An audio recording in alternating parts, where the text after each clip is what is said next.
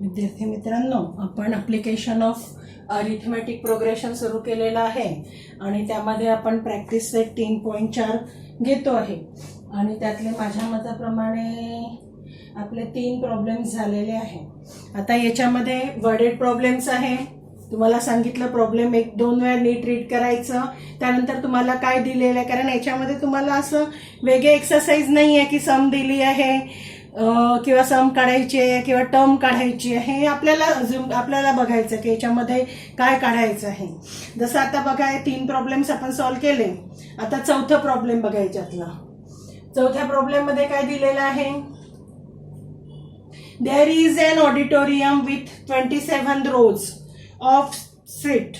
There are 20 seats in first row, 22 seats in second row, 24 seats in third row, and so on. Find the number of seats in the 15th row and also find the total number of seats in the auditorium. बघा किती, there is an 27 rows of a seat, of 27 rows of seats. हे जे पहिलं वाक्य आहे, खरं म्हणजे हे वाक्य नंबर ऑफ रोज दिलेलं आहे तुम्हाला. याच्यामध्ये तुम्हाला काय दिलंय, नंबर ऑफ रोज. मग आता प्रत्येक रोज मध्ये पहिल्या रो मध्ये 20 सीट आहे, दुसऱ्या रो मध्ये 22 सीट्स आहे, तिसऱ्या रो मध्ये 24 सीट्स आहे, अँड सो ऑन. म्हणजे प्रत्येक रो मध्ये 2-2 सीट जास्त झालेले आहे, म्हणजे कॉमन डिफरन्स 2 दिलेला आहे प्रत्येक इथे आणि कॉन्स्टंट आहे. म्हणजे हे प्रोग्रेशन किंवा हे सिक्वेन्स काय आहे, एपी मध्ये आहे. ठीक आहे. मग आता एपी मध्ये आहे, प्रोग्रेशन माहित झालंय तुम्हाला, सिक्वेन्स माहित झालेला आहे, 20, 22, 24 डॅश डॅश डॅश. म्हणजे ए माहित आहे, डी माहित आहे, टी 15 काढायचंय तुम्हाला. काय म्हटलंय त्यांनी बघा, find the number of seat in the 15th row. 15th row मध्ये किती सीट आहे हे काढायचे आहे. ठीक आहे. अजून and also find the total number of seats in the auditorium. Auditorium मध्ये किती नंबर ऑफ सीट्स आहे, किती रोज दिलेला आहे, टोटल 27. म्हणजे S27 पण काढायचं आहे. परत एकदा रीड करते प्रॉब्लेम मी. There is an auditorium with 27 rows of seat. असा एक सभागृह आहे, हॉल आहे की त्याच्यामध्ये 27 रोज आहे, 27 रोज आहे. ठीक आहे. मग आता ते रोज कसे आहे, there are 20 seats in first row, 22 seats in second row, 24 seats in third row, and so on. म्हणजे प्रत्येक रो मध्ये 2-2 सीट्स वाढलेल्या आहे. तर तुम्हाला 15th रो मध्ये किती सीट आहे हे काढायचं आहे, म्हणजेच T15 काढायचं आहे. ओके. पहिलं तुमचं क्लिअर आउट झालं. नंतर काय काढायचं आहे, also find the total number of seats in the auditorium. Auditorium म्हणजे पूर्ण सभागृहामध्ये किती सीट्स आहे हे काढायचं आहे. किती नंबर ऑफ रोज दिलेले आहे, 27. म्हणजे तुम्हाला S27 सुद्धा काढायचं आहे. बघा आता आपण लिहू इथे,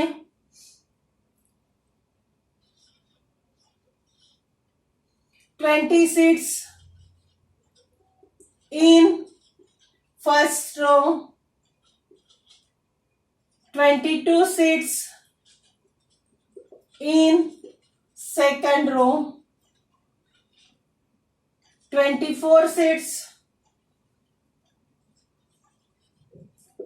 in third row, and so on.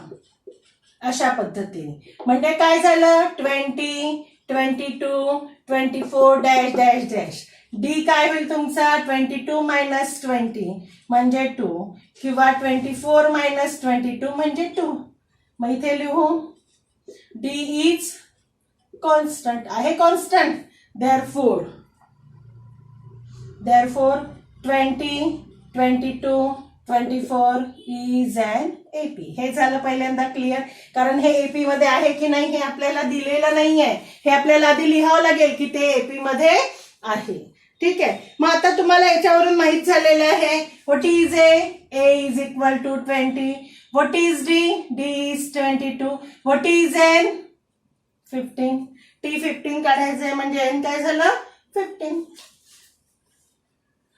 T15 is equal to how much? Tn चा formula a plus n minus 1d. T15 is equal to 20 plus 15 minus 1 multiplied by 2. 20 plus 14 multiplied by 2. 14 दूने 28. Therefore, T15 is equal to येतं 48. म्हणजे in 15th row there are 48 seats. झालं? पहिला उत्तर मिळालं तुम्हाला. आता तुम्हाला काय करायचं आहे? Number of seats in the auditorium लिहू आपण. There are 27 rows in auditorium.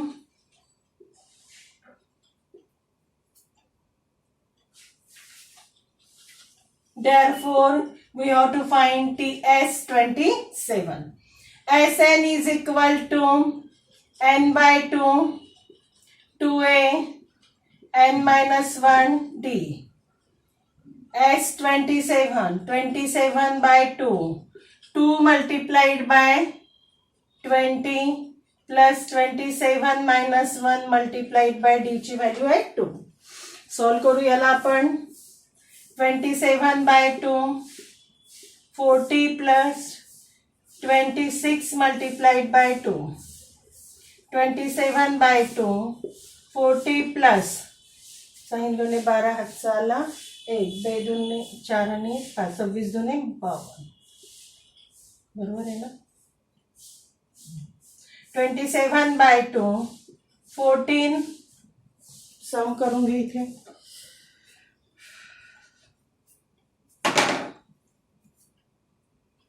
92. Okay. 9 भागितला 2 Chowk 8, 2 सखम 12. 27 multiplied by 46. S 27 is equal to, करा मल्टिप्लिकेशन. 7 सखम 42, 4, 2 4 4, 7 चौक 28, 29, 31, 32. 6 दूने 12 हातचा आला 1, 4 दूने 8 आणि 1 9. 2 4 12. 1 2 4 2. चेक करून घ्या एकदा मल्टिप्लिकेशन. आणि लास्ट आन्सर लिहायचंय कारण इथे लास्ट आन्सरवर आपल्याला मार्क्स असतात. मग लास्ट आन्सर काय होईल? There are 48 seats in 15th row and total number of seats in the auditorium is 1 2 4 2. दोन्ही आन्सर लिहायचे. There are 48 seats in 15th row and total number of seats in auditorium है ना.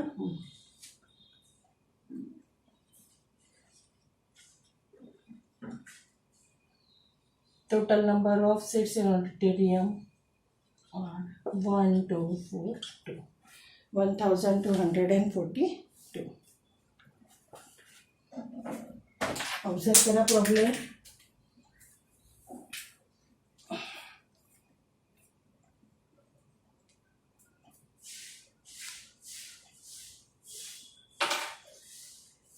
नंतरचा problem सुद्धा कारगिलवाला आलेला आहे परीक्षेमध्ये.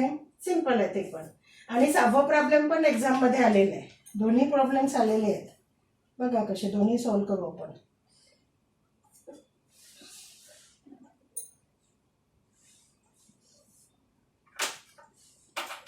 ठीक आहे.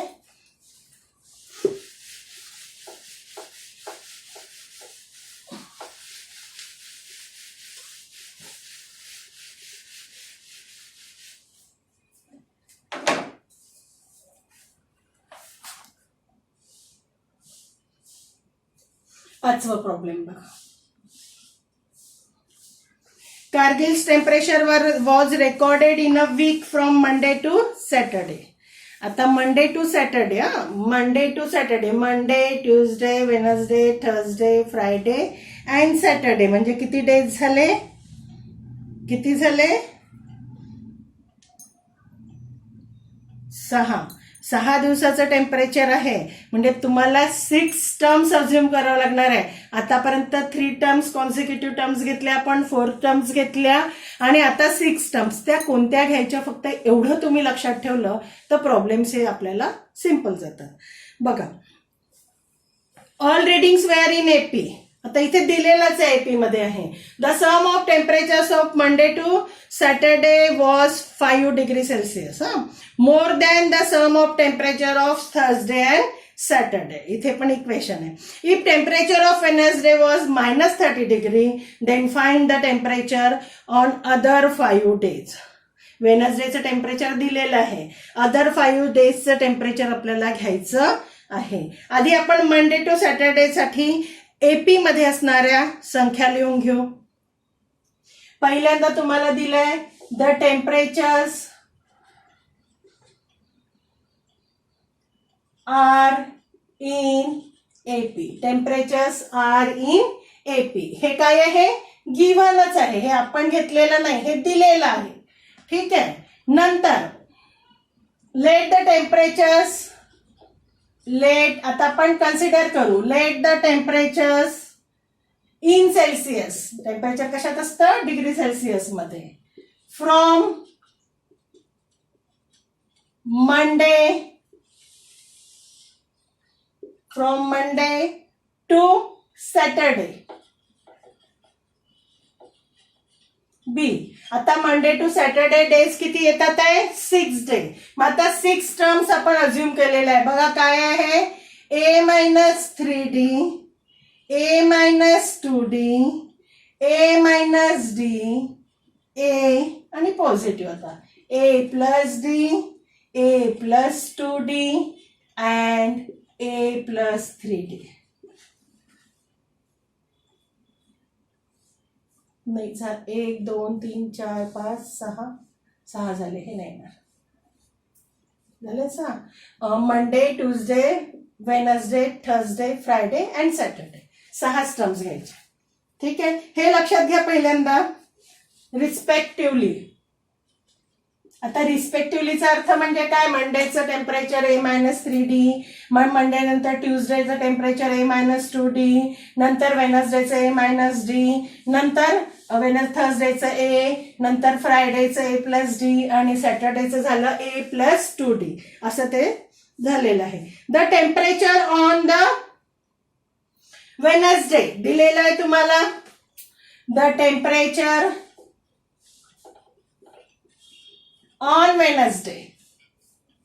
Temperature on Wednesday is -30 degree Celsius. वेनसडेचं टेम्परेचर कुठे येतं? संडे, मंडे, ट्यूजडे, नाही मंडे, संडे नाही, मंडे, ट्यूजडे, वेनसडे. म्हणजे a-d इज इक्वल टू -30. हे इक्वेशन आपल्याला दिलेलं आहे. इथे लिहिलं मी गिव्हन. ठीक आहे. इक्वेशन 1.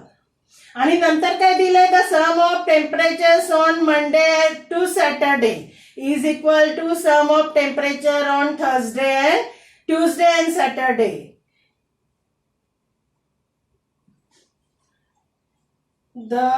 परत the sum of temperatures of Monday and Saturday was 5 degree Celsius more than the sum of temperatures of Thursday and Saturday. आता आधी मी घेऊ बाय गिव्हन कंडिशन लिहिते सरळ.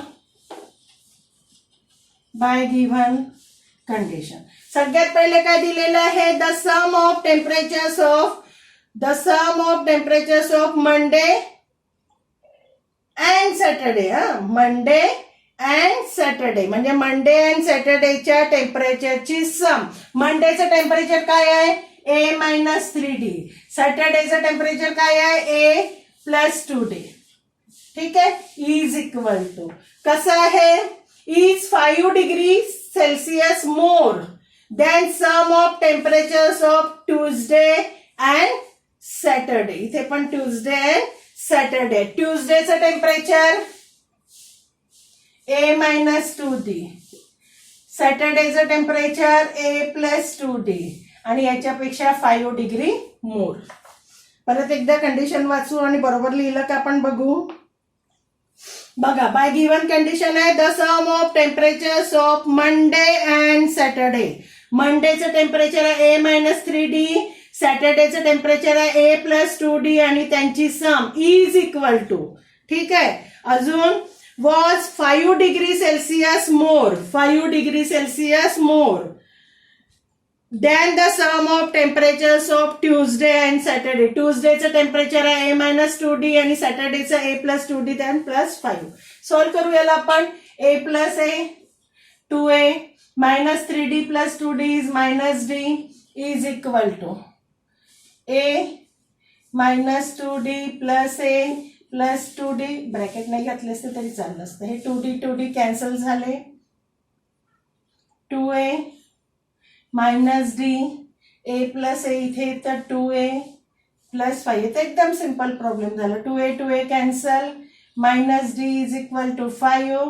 Therefore D is equal to -5. A ची value मिळते कारण एक equation माहिती आहे आपल्याला.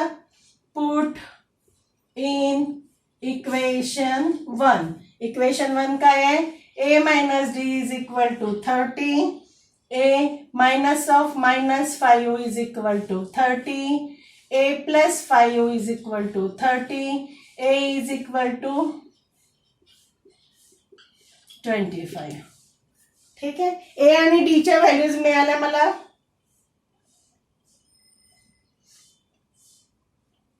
सॉरी इथे -30 आहे. चुकलं होतं म्हणजे -35 आलं हे. एक मिनिट करेक्ट करते मी. A is equal to -35. ठीक आहे. आता आपल्याला काय लिहायचं आहे? Then find the temperatures on the other 5 days. Other 5 daysचं टेम्परेचर आपल्याला फाइंड करायचं आहे. आता अदर 5 days म्हणजे पहिल्यांदा मंडे, ट्यूजडे, वेनसडे, थर्सडेचा आलेला आहे. म्हणजे लिहिते टेम्परेचर्स ऑन अदर डे. पहिला डे लिहिते मी Monday. Monday is equal to आहे काय? Monday A -3D. A आहे -35 -5. D is -5. -35 -+5 15 किती होईल? -20 डिग्री सेल्सिअस. म्हणजे मंडेला टेम्परेचर काय आहे? -20 डिग्री सेल्सिअस. मग temperature on Tuesday.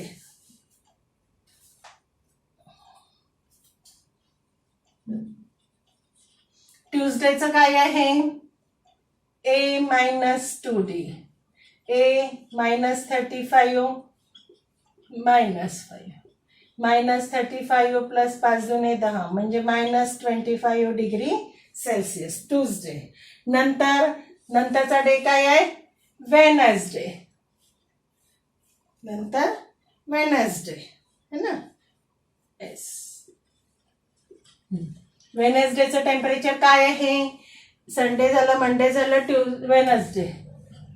Wednesday A -D म्हणजे -35 -35 मायनस ऑफ -5. -35 + 5 म्हणजे येईल -30 डिग्री. ठीक आहे.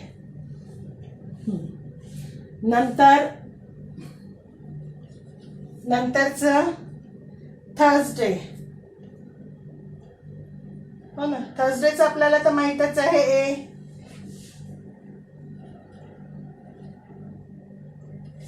Thursday A is equal to -35 degree Celsius. ठीक आहे. नंतर आहे थर्सडे नंतर फ्रायडे. ठीक आहे. फ्रायडेचं काय आहे? A + D. A आहे -35 + D आहे -5 म्हणजे -35 -5 म्हणजे -45 डिग्री. नाही -40. आणि मग लास्ट आहे सॅटरडे. सॅटरडेचं काय होईल? सॅटर्डेचं टेम्परेचर घेतलंय आपण A+2D हो, म्हणजे -35 + 2 × -5, -35 -10 -45 डिग्री. बघा, ऑब्झर्व करा, 5 मार्कासाठी आलं होतं प्रॉब्लेम हे परीक्षेमध्ये. सिंपल प्रॉब्लेम आहे.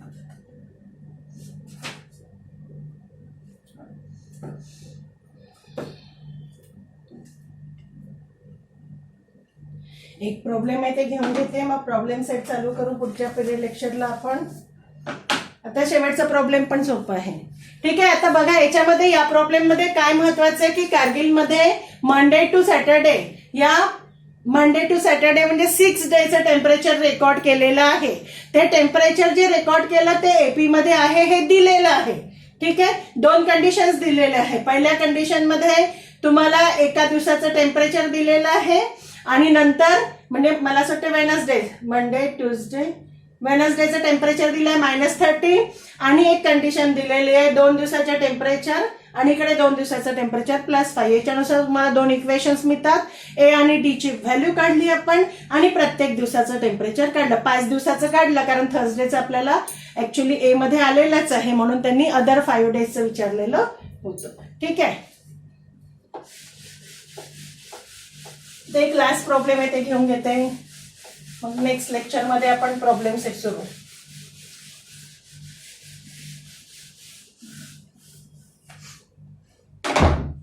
बघा लास्ट प्रॉब्लेम काय, ऑन द एन्व्हायरमेंट डे